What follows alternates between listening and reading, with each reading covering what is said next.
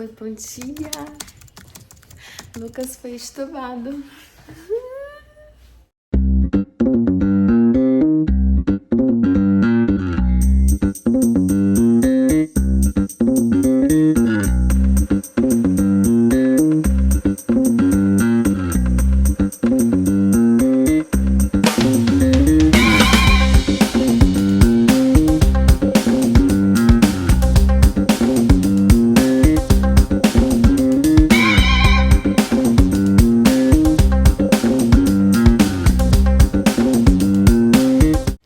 Ele foi estubado ontem, tirou tudo, tá respirando sozinho. Ainda não vi sorriso, ainda muita agitação, ainda muita abstinência de midazolam, fentanil, dessas coisas, sabe? Vou pegar um café. Mas, assim, a ferida dele operatória ainda tá muito feia. Muito feia. Tá aberta. Tem 2 pontos bem grandes, assim, abertos. E a gente tem que torcer pra ir tudo bem nessas feridas, pra ele acordando, reabilitando.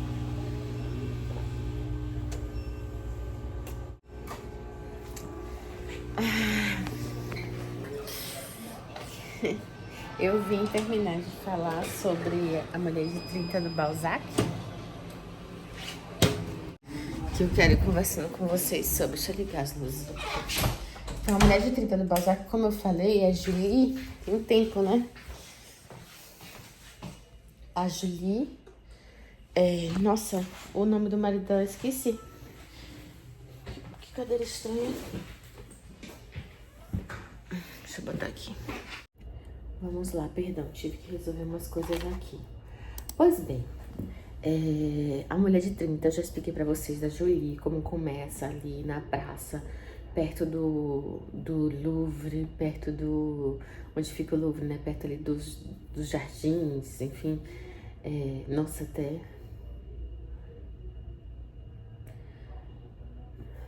Pois bem, A Mulher de 30 começa ali naquela praça, em que a gente tá vendo Napoleão chegando pra batalha, pré-batalha de Waterloo, em 1814. Só que assim, como eu expliquei pra vocês, o Balzac, ele pegou várias histórias, e até no vídeo que eu falo dos livros lidos em março, eu deixo o link lá pra vocês acharem. Vários contos que ele escreveu, inclusive um dos mais importantes foi Rendezvous, que acho que é o primeiro, e resolveu alinhar aquilo numa história para acrescentar naquela sua comédia da vida humana. E fez A Mulher de 30, que era um livro para mostrar o perigo dessas paixões desenfreadas.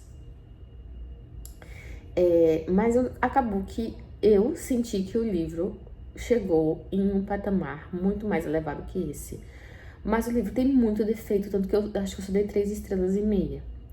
Tem muito defeito de junção dessas histórias. Ele pegou 6 histórias que ele tinha escrito separadamente, mudou o nome de uns personagens e tal. E ali ele perdeu em tempo, em ordem dos personagens, em nome dos personagens. Ele não revisou, sabe? Tipo, um baita erro. E a escrita dele é tão bonita, velho. Por que ele fez isso? Mas enfim. Aí também houve uma perda de ritmo e sentido da narrativa. Quando você chega ao capítulo 5, se percebe, você fala assim, realmente não eram histórias unidas, não tinham o mesmo fluido, né? Eram histórias separadas, porque o capítulo 5 destoa totalmente. Destoa tanto do foco da narrativa, que seria a Mulher de 30, para acrescentar uma aventura lá, que eu achei nada a ver, e eu achei que podia ter sido trabalhada para dar o mesmo tom dramático de uma forma completamente diferente. Mas aqui sou eu trazendo minhas expectativas pro livro, que já tá escrito há muito tempo. E por pouco isso não estragou minha experiência. Não acho que é um livro perfeito do Balzac, não li outros livros dele, vamos ler outros para poder entender. Achei a escrita sensacional, acho que a ideia que ele teve de fazer a comédia humana algo fantástico. Obviamente ele tinha uma produção altíssima e por isso a qualidade por vezes caiu, que foi a revisão desse livro. ficou muito mal revisado, muito mal revisado. Mas só resumindo assim, basicamente pra vocês, eu não trouxe o livro aqui, então eu não vou poder colocar as frases de fato que eu tinha achado e fazendo uma relação com Felicidade Conjugal e Ana Karenina, porque eu achei que virou muito mais do que livro sobre adultério, virou sobre relações familiares, inclusive relações de pais e filhos. Lá em Ana Karenina a gente vai ter a relação do Alyosha com a Ana e o pai, o Karenine. A gente vai ter a relação quase não representada, porque a ideia era essa mesmo, da filha da Ana com ela e o do Vronsky, né? E a gente vai ter a descoberta da paternidade pelo Lievin com o filho dele, enfim. Acho que eu falei uns spoilers de Ana Karenina. Não, faz parte do enredo, né? Tá, eu vou refazer. Vou refazer essa parte porque eu acho que eu falei alguns spoilers. Lá em Ana Karenina, a gente vai ter a relação da Ana Karenina com a Alyosha, o filho, e o Karenin, que é o pai. A gente vai ter a relação da Ana com uma outra criança que vai surgir ali. Quase não aparece, isso é proposital para mostrar como essa relação é. E a gente vai ter também... Ai, ele me mandou mensagem do Luquinhas. A relação do Lievin descobrindo essas questões de como viver paternidades. Pronto, vou deixar assim bem solto no ar pra vocês não passar muito spoiler. Beleza. Aqui a gente vai ver pra frente uma relação entre duas relações entre mães e filhas que vão ser tensas. Uma numa relação de que existe um segredo e por essa filha ser fruto de um amor não verdadeiro, um distanciamento dessa mãe por essa filha, e o segredo dos seus adultérios também está na mão dessas filhas, e isso podia ser um prato tão cheio para trabalhar. Eu achei que ele, para juntar uma história ali, aproveitar o que ele tinha escrito, não trabalhou bem. E a gente tem uma relação que para mim foi muito bem trabalhada, que é da filha caçula da Julie. Ela já numa fase mais madura, uma mãe mais idosa, e os reflexos de que como uma super proteção ali aconteceu, e o isolamento das duas também aconteceu. Eu achei que essa foi bem trabalhada e foi dolorosa. E deu pra sentir, sabe? Deu pra sentir real. Mas enfim, no primeiro capítulo a gente vai ter lá a Julie nesse casamento que não foi recomendado pelo pai e que o pai profetizou, e ela resolveu viver a profecia do pai de que aquele casamento com o Vitor não ia dar certo. E a gente vê o Vitor indo para as batalhas e ela ficando com a tia deles, que eles são primos, né? E nesse ficar com a tia deles, a tia trazendo pra gente camadas desse tom melancólico e depressivo da Julie, desse viver a profecia do pai, de que ela ia ser infeliz. E o pai morre depois do casamento, e aí ela fica arrependida, e enfim, ela vive essa melancolia, essa tristeza. E surge uma figura interessante que vai fazer mais sentido um pouco pra frente, que é o Arthur, que é um rapaz inglês, a gente tá na França, é um rapaz inglês, que é médico também e que tá ali, assim, você fica até na dúvida se era o mesmo personagem, porque de repente ele era um prisioneiro da França e tava lá, e de repente ele é um médico que tá frequentando a sociedade, entendeu? Mas enfim... E esse Arthur, existe uma paixão ali, o que é apresentado, uma discussão com essa tia sobre o casamento e as descobertas infelizes desse casamento, naquele primeiro rendezvous ali, meu Deus, são fantásticos, porque a gente vai falar sobre as expectativas sexuais e sobre violência na cama, tá? E sobre a falta de prazer da mulher. De forma assim, ó, singela, assim, ó, porque não podia falar muito, né, gente? Mas ele traz isso. E como ela é infeliz nesse casamento, porque ele a procura muito nesse sentido, e ela não tem prazer ou vontade nessa situação. Meu Deus, a gente tá falando de um livro do século XIX, sabe? Trazendo uma discussão dessa. Então eu fiquei assim, cara, nesse primeiro capítulo, eu falei, esse livro vai ser demais. E aí eu achei que ele deu umas quedas ali. No final ele sobe não, mas ele deu umas quedas. Enfim. E aí essa mulher que decidiu que não ia amar mais ninguém, se apaixonando, tendo uma paixão platônica por esse médico que acaba cuidando dela em alguns momentos. O XX de coisa. É uma paixão platônica e acontece uma tragédia, que eu não vou contar pra vocês, mas acontece uma tragédia ali. E essa tragédia só afunda a Julie em sua melancolia mais ainda, porque ela é extremamente melancólica. E como ela não ama o marido, ela tem uma filha com o marido, que é a Helena, que sofre. A Helena sofre, porque a mãe tem uma discussão com o padre, sobre que o padre fala que ela está perdida, porque ela fala assim, eu não vou trair meu marido, eu vou seguir aqui firme a questão de ser mulher, porque a sociedade me obriga a isso, porque vocês me obrigam a isso, mas não tem como eu ir pra igreja, amar a Deus, tentar ser feliz com isso. Eu estou fazendo por minha honra. Por minha honra. Acho que a sociedade e a igreja me impede, mas eu não concordo com a sociedade, a igreja, eu não concordo com nada disso. E vou viver minha vida em feliz paz pra ele, né? Ela fala meio isso pro padre.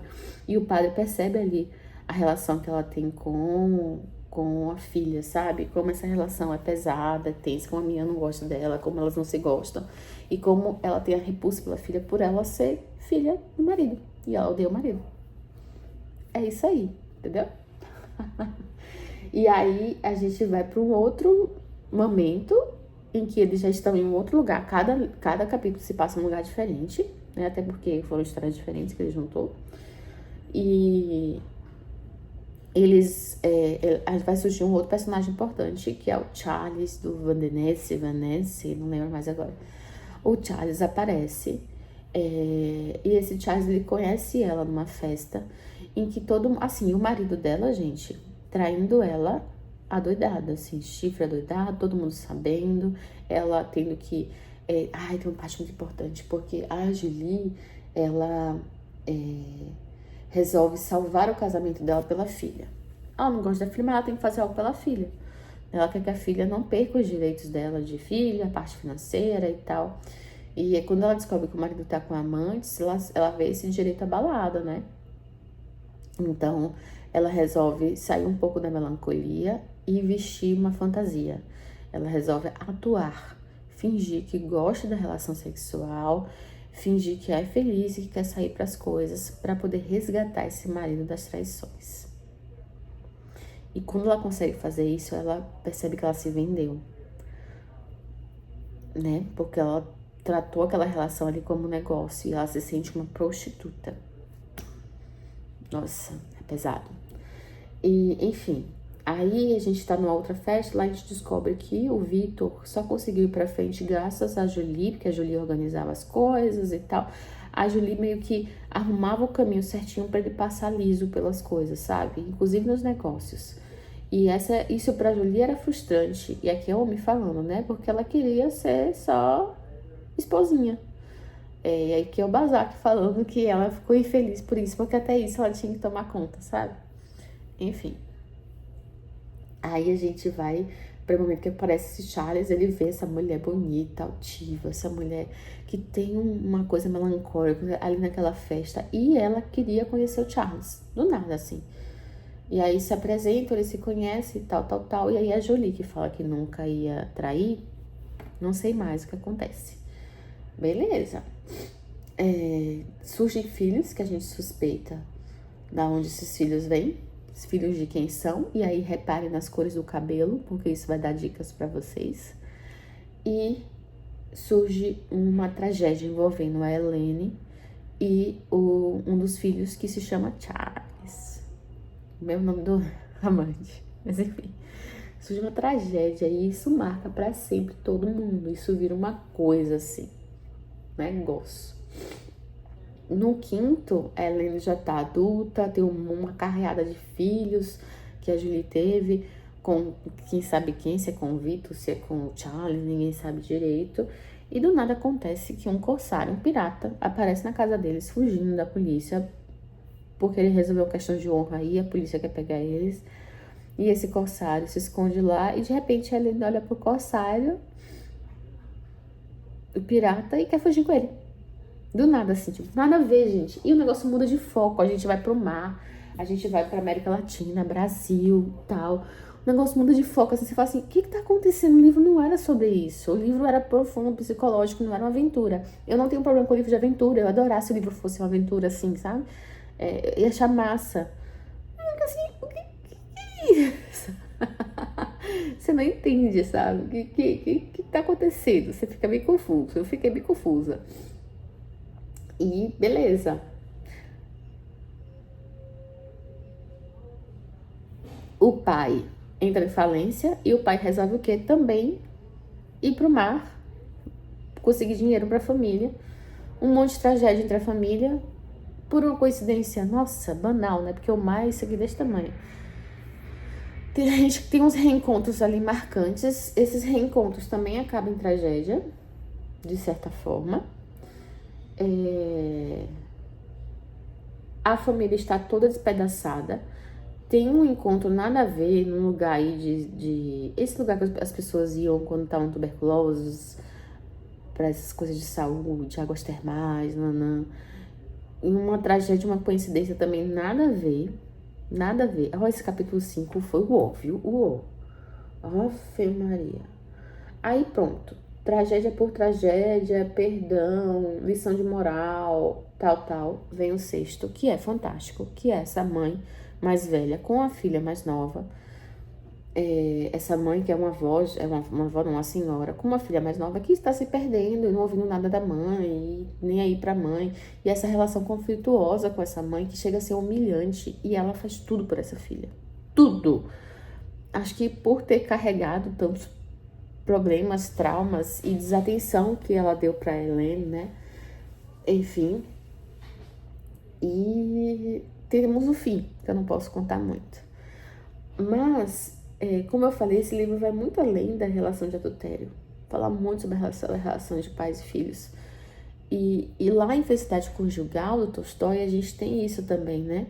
Uma mãe que tem aquele conflito em entender o se doar numa relação de pais e filhos, o se doar numa relação de casamento, volta o olho para si, se perde nesse olhar restrito a si e não nesse olhar amplo que consiga ver tudo, o que é extremamente difícil, estou dizendo que é fácil. Eu passo por esses conflitos às vezes, gente. Às vezes eu fico assim, cara, mas eu tô cansada hoje e eu quero dormir por uma questão minha, porque eu tô emocionalmente não preparada para lidar com as coisas, ou porque eu realmente tô cansada fisicamente. Mas às vezes é porque eu tô cansada fisicamente mesmo. Mas às vezes eu percebo que eu fujo de algumas situações com o Lucas, sabe? Por dor. E aí, quem dói mais? Quem sofre mais? É ele? Não sou eu. Ele sofre muito mais. Porque ele passa por dor. Ele passa por a mamãe não estar do lado dele. Obviamente que eu tenho que estar do lado sempre, quando eu posso, sempre que possível. Mas eu tenho que trabalhar. Então, esse trabalho, quanto que é algo pra mim, ou quanto que é algo pra nós? É pra nós, tá claro isso, né? O meu trabalho. Mas às vezes eu quero, ai, mãe, me dá um tempo, deixa eu pegar um livrinho e deixo ele com minha mãe. Eu me culpo e me pergunto, eu devia estar aqui lendo ou eu devia estar com ele? Sabe? É esse eterno limiar de quando que você tem que voltar pra si, quando que você tem que voltar para o todo. E isso é um conflito gigante. Eu falei numa proporção bem menor, mas na questão da Julie ali foi um negócio grande. Enfim, da Julie e acho que da Masha, a Felicidade Conjugal, foi grande. Foi grande. Eu ia falar que não foi, mas foi grande. Porque ela chegou assim, aí isso chegou quase a acabar o casamento dela. E isso podia trazer marcas profundas na relação dela de pai e mãe, né? De mãe e filho. Enfim, várias viagens. Vou trabalhar.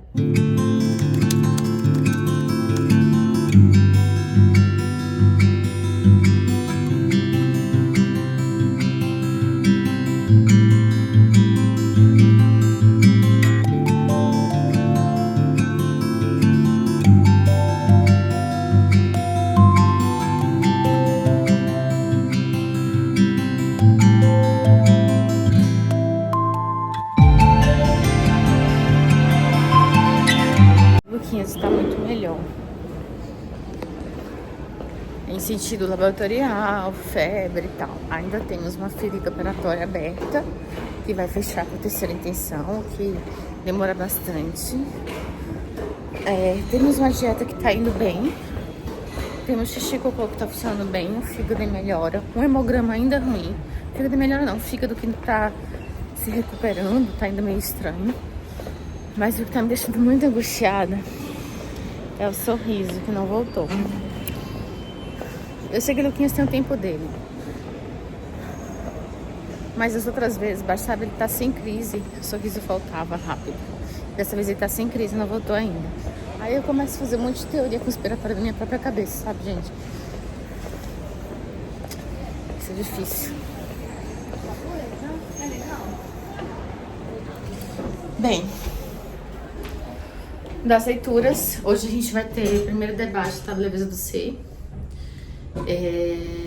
que é o livro do Milan Kundera. Um livro incrível, incrível, uma história banal, mas um livro perfeitamente construído. Ele é uma obra de arte. Ele é todo redondinho. Cada capítulo tem um início e uma conclusão. Muito bem fechada, redonda, e que faz um elo com o próximo. E ele conta a história, vai na linha do tempo, conta, e volta um pouquinho, e conta de novo e segue um pouquinho pra frente. Sempre nesse movimento de vai e volta. Vai e volta. E isso é meio musical, é rítmico. E ele fez o livro em 7 partes, que é como ele acaba classificando até, eu não entendo nada de música, as obras de Beethoven, que ele é feito em 7 partes. Naquele livro A Arte do Romance, que é um outro livro dele que eu li agora, ele explica um pouco disso. E aquela questão da discussão da leveza e do peso. Ele traz a história do eterno retorno, e que o personagem Thomas ali, ele é a negação do eterno retorno. A partir do momento que você acredita no eterno retorno, você se torna responsável pelas escolhas, porque aquilo vai vir de novo, vai acontecer de novo. Então você tem como treinar, tem um esboço, tem como saber as consequências daquilo ali. Ai, tá livre o carro, graças a Deus.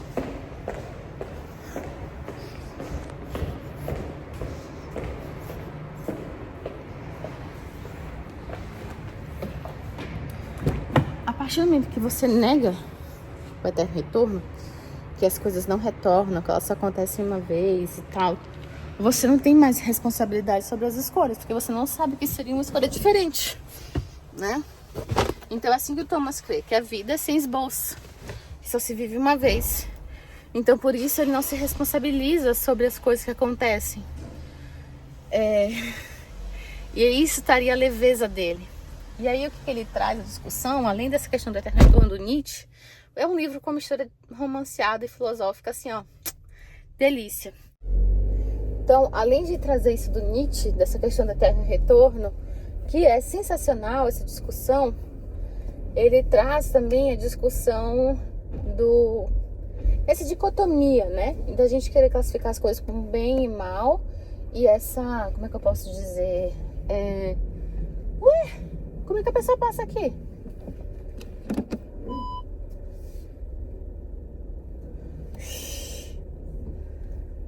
Não tem como passar. Pera aí, gente, depois eu falo com vocês. Gente, o manobrista botou o carro de um jeito que ninguém passa. Ninguém passa. E aí o outro manobrista ficou bem puto, obviamente, porque teve que tirar o carro que ficou ocupando tudo. Não, moço, assim não sai. Você vai ter que dar mais ré. Você vai ter que dar mais ré. Isso. E aí as pessoas também são incompreensivas, viu? O coitado do manobrista aqui tentando fazer sair, o cara não se toca aqui. Enfim. Vamos parar de discutir aqui. Não tô discutindo, né? Tô só comentando com vocês. Mas enfim. Ai, Jesus.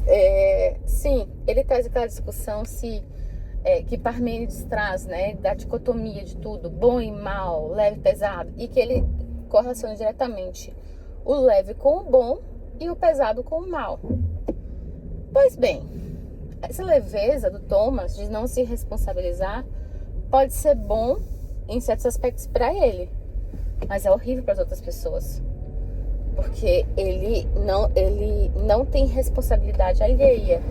E na nossa vida a gente tem que ter muita alta responsabilidade e também responsabilidade pelos outros, né?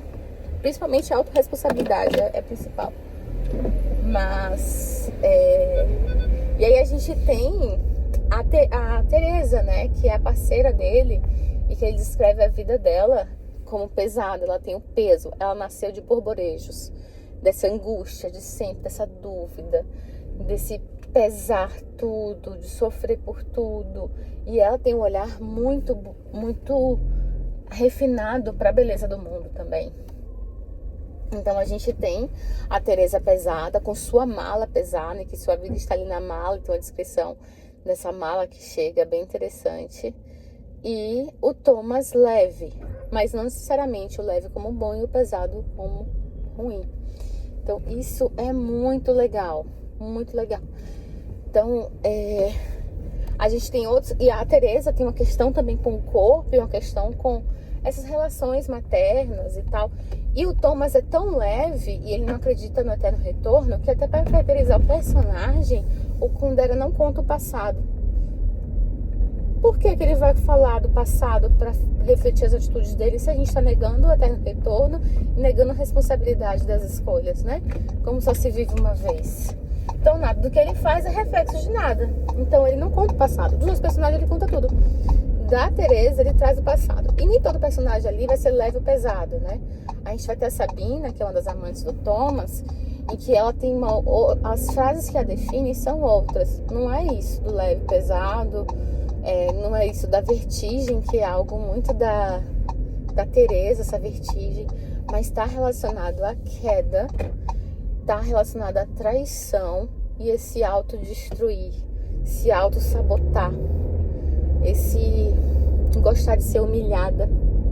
Tem isso. A própria Teresa vai ter mais pra frente essa questão de gostar de ser humilhada. E a gente tem na Teresa um problema com a mãe e na Sabina um problema com o pai. Esse passado é contado, essas relações familiares que acaba construindo quem nós somos, com suas imperfeições e traumas dessas relações, vai ser trabalhado nesses personagens que não negam o eterno retorno.